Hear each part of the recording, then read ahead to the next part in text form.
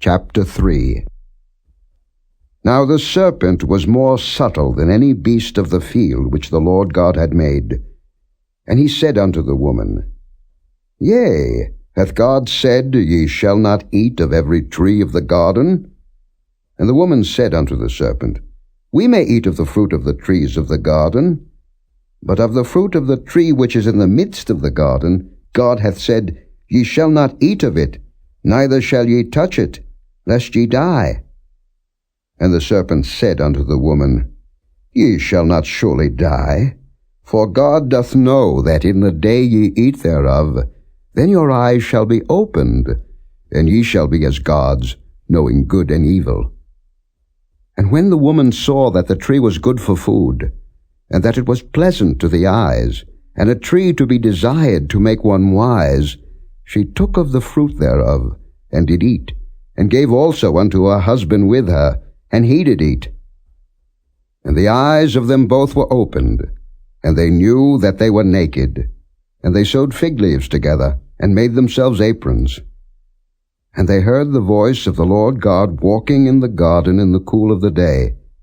And Adam and his wife hid themselves from the presence of the Lord God amongst the trees of the garden. And the Lord God called unto Adam, and said unto him, Where art thou? And he said, I heard thy voice in the garden, and I was afraid, because I was naked, and I hid myself. And he said, Who told thee that thou wast naked? Hast thou eaten of the tree whereof I commanded thee that thou shouldest not eat? And the man said, The woman whom thou gavest to be with me, she gave me of the tree, and I did eat. And the Lord God said unto the woman, What is this that thou hast done?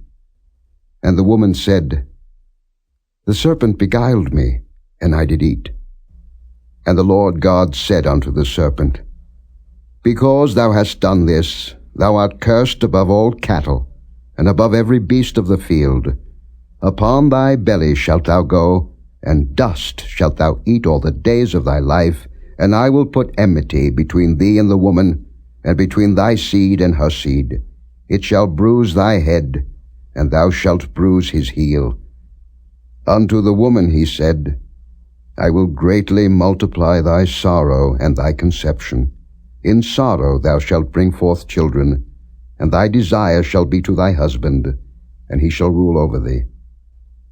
And unto Adam he said, Because thou hast hearkened unto the voice of thy wife, and hast eaten of the tree of which I commanded thee, saying, Thou shalt not eat of it. Cursed is the ground for thy sake. In sorrow shalt thou eat of it all the days of thy life. Thorns also and thistles shall it bring forth to thee, and thou shalt eat the herb of the field. In the sweat of thy face shalt thou eat bread, till thou return unto the ground. For out of it wast thou taken. For dust thou art, and unto dust shalt thou return. And Adam called his wife's name Eve, because she was the mother of all living. Unto Adam also and to his wife did the Lord God make coats of skins, and clothe them. And the Lord God said, Behold, the man is become as one of us, to know good and evil. And now, lest he put forth his hand, and take also of the tree of life, and eat, and live forever.